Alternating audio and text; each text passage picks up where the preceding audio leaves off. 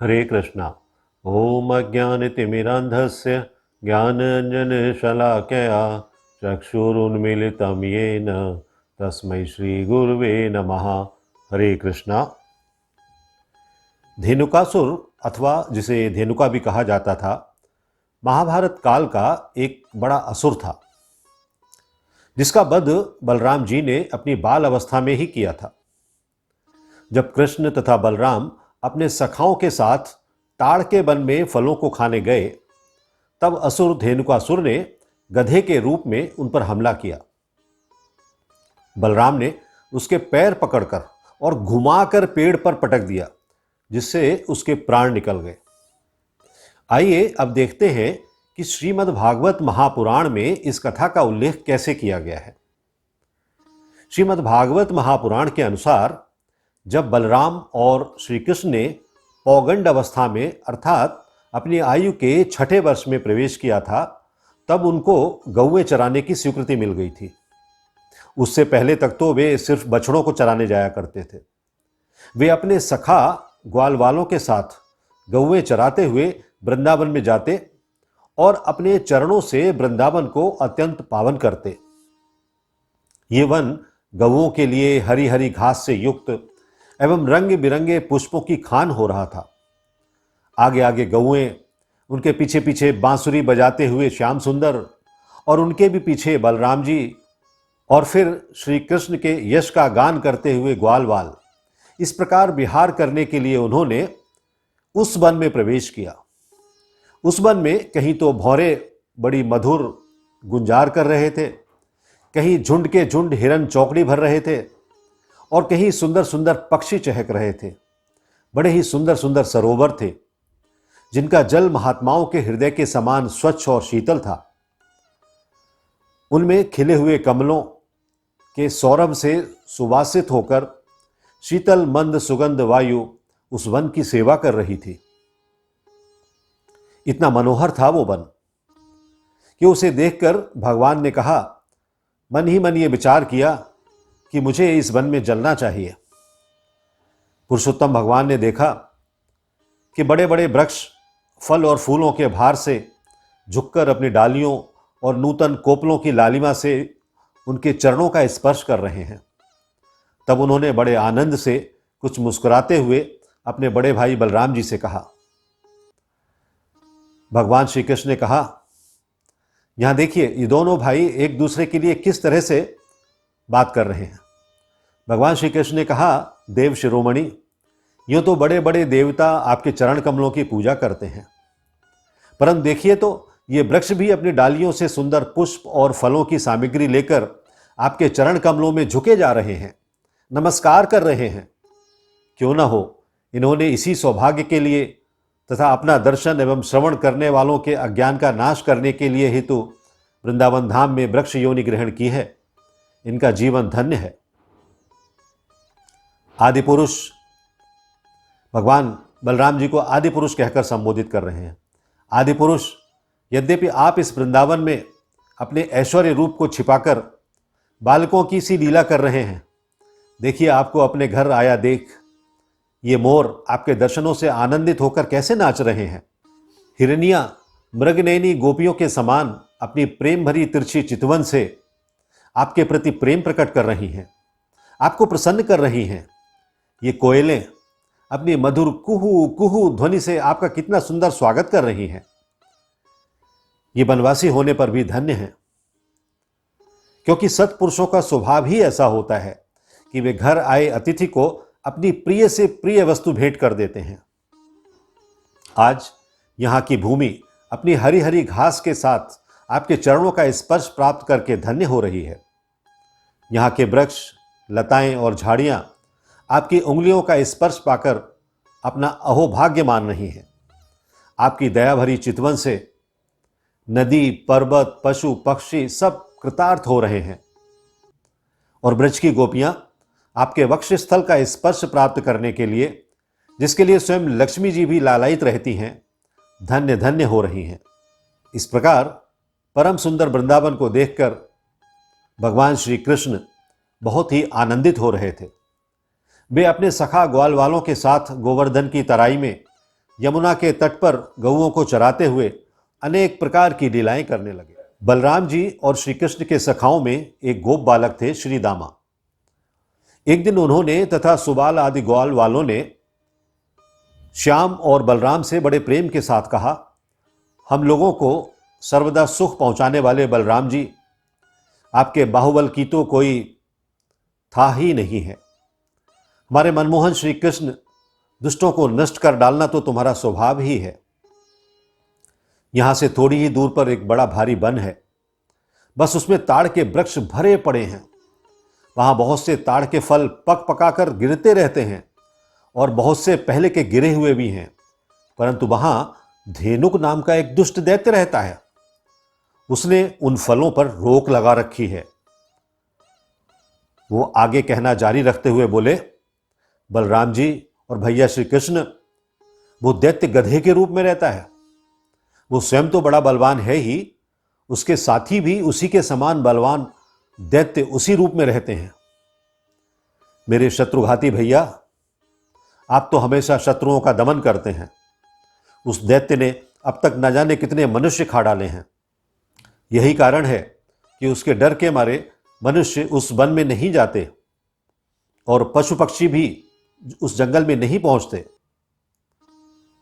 उसके फल हैं तो बड़े सुगंधित, परंतु हमने कभी नहीं खाए। देखो ना, चारों ओर उनकी सुगंध आ रही है। तनिक सा ध्यान देने से उसका रस मिलने लगता है। हे श्री कृष्ण, उनकी सुगंध से हमारा मन मोहित हो गया है और उन्हें पाने के लिए मचल रहा है। तुम हमें वे फल अवश्य खिलाओ। दाऊ भैया, हमें उन फलों की बड़ी उत्कट अभिलाषा है। आपको अच्छा लगे तो वहां अवश्य चलिए। हम सब फल खाना चाहते हैं। अपने सखा ग्वाल वालों की यह बात सुनकर भगवान श्री कृष्ण और बलराम दोनों हंसे और फिर उन्हें प्रसन्न करने के लिए उनके साथ तालवन के लिए चल पड़े। उस वन में पहुंचकर बलराम जी ने अपनी बाहों से उन ताड़ के पेड़ों को पकड़ लिया और मतवाले हाथी के बच्चे के समान उन्हें बड़े जोर से हिलाकर बहुत सारे फल नीचे गिरा दिए। जब गधे के रूप में रहने वाले दैत्य ने फलों के गिरने की आवाज सुनी, तब वो पर्वतों के साथ भारी पृथ्वी को कपाता हुआ उनकी ओर दौड़ा। वो बड़ा बलवान था। उसने बड़े वेग से बलराम जी के सामने आकर अपने पिछले पैरों से उनकी छाती में दुलत्ती मारी और इसके बाद वो दुष्ट बड़ी जोर से रेंकता हुआ वहां से हट गया। वो गधा क्रोध में भरकर फिर रेंकता हुआ दूसरी बार बलराम जी के सामने आया और उनकी ओर पीठ करके फिर बड़े क्रोध में अपने पिछले पैरों की दुलत्ती चलाई। बलराम जी ने अपने एक ही हाथ से उसके दोनों पैर पकड़ लिए और उसे आकाश में घुमाकर एक ताड़ के पेड़ पर दे मारा। घुमाते समय ही उस गधे के प्राण पखेरु उड़ गए थे। उसके गिरने की चोट से वो महान ताड़ का वृक्ष, जिसका ऊपरी भाग बहुत विशाल था, स्वयं तो तड़तड़ाकर गिर ही पड़ा, सटे हुए दूसरे वृक्ष को भी उसने तोड़ डाला। उसने दूसरे को, दूसरे ने तीसरे को, इस प्रकार एक दूसरे को गिराते हुए बहुत सारे ताड़ वृक्ष गिर पड़े। बलराम जी के लिए तो ये खेल था, परंतु उनके द्वारा फेंके हुए गधे के शरीर से चोट खा खाकर वहां सबके सब ताड़ हिल गए। ऐसा जान पड़ा मानो सबको झंझावात ने झकझोर दिया हो, कोई तूफान आ गया हो। भगवान बलराम स्वयं जगदीश्वर हैं, भला उनके लिए ये कौन से आश्चर्य की बात है। उस समय धेनुकासुर के भाई बंधु अपने भाई के मारे जाने से क्रोध के मारे आग बबूला हो गए।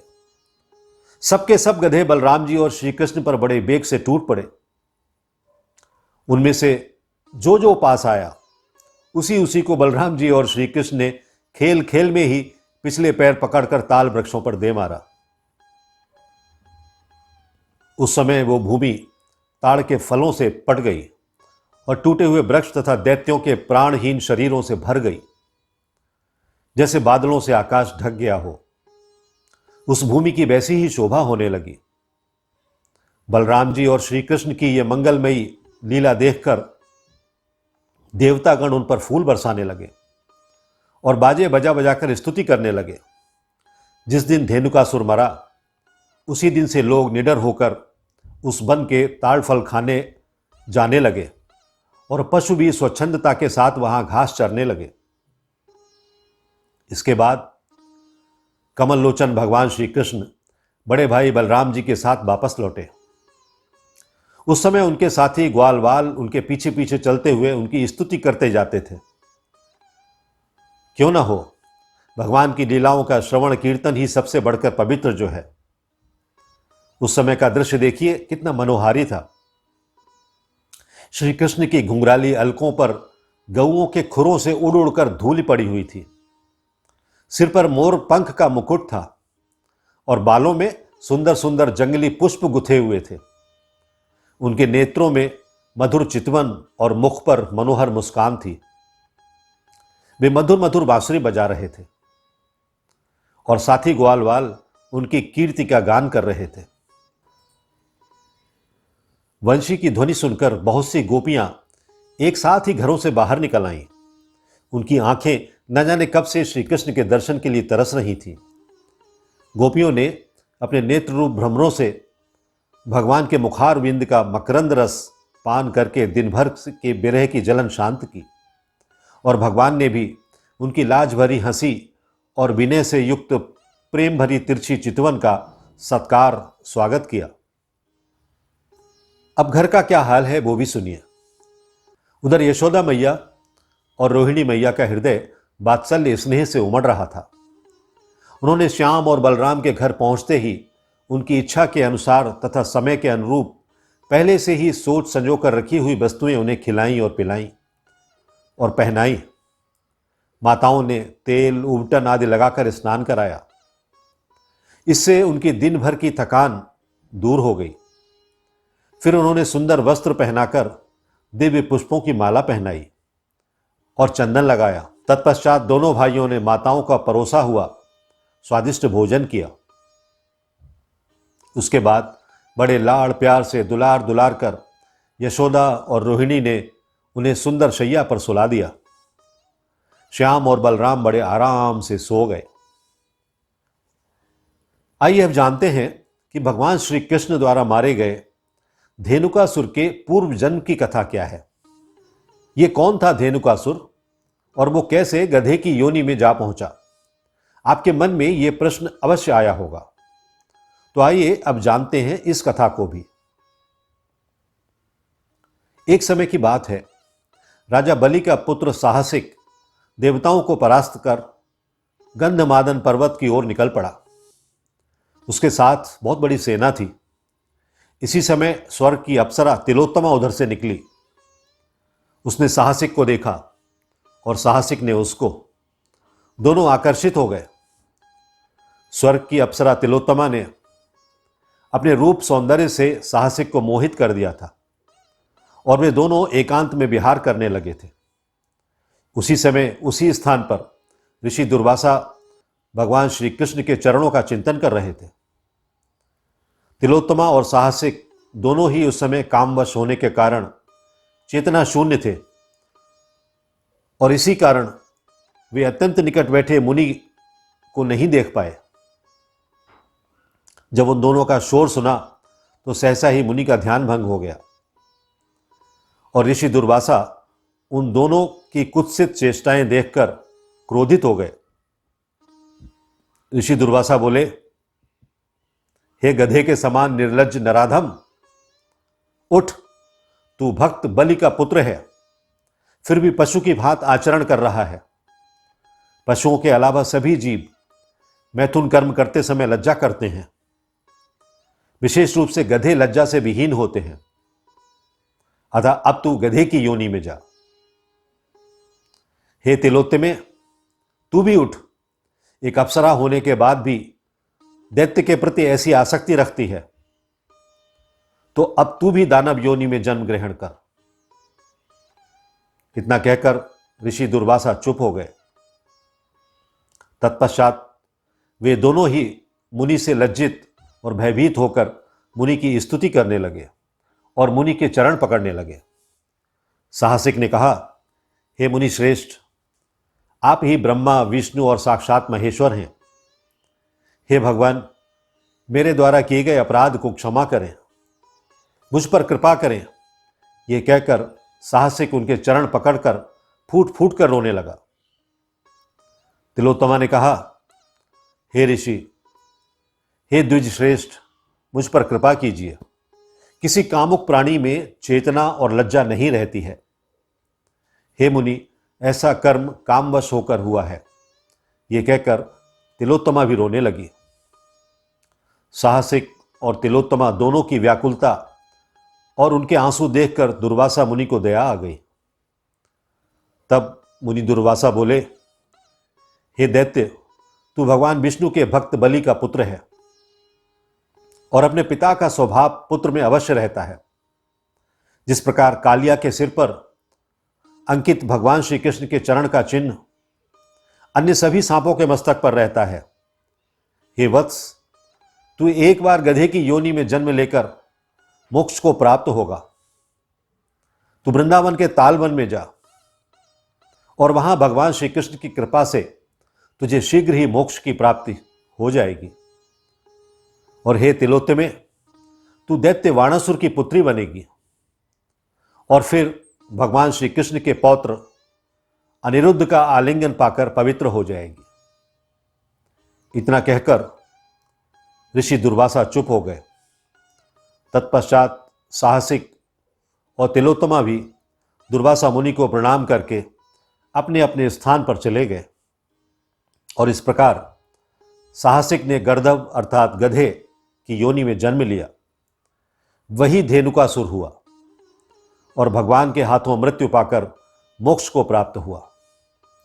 और तिलोत्तमा वो वाणासुर की पुत्री उषा होकर अनिरुद्ध की पत्नी बनी। तो इस तरह धेनुकासुर की कथा का वृतांत पूरा हुआ। हम अगली बार फिर हाजिर होंगे एक नए विषय के साथ। अपना ख्याल रखिए। हरे कृष्णा।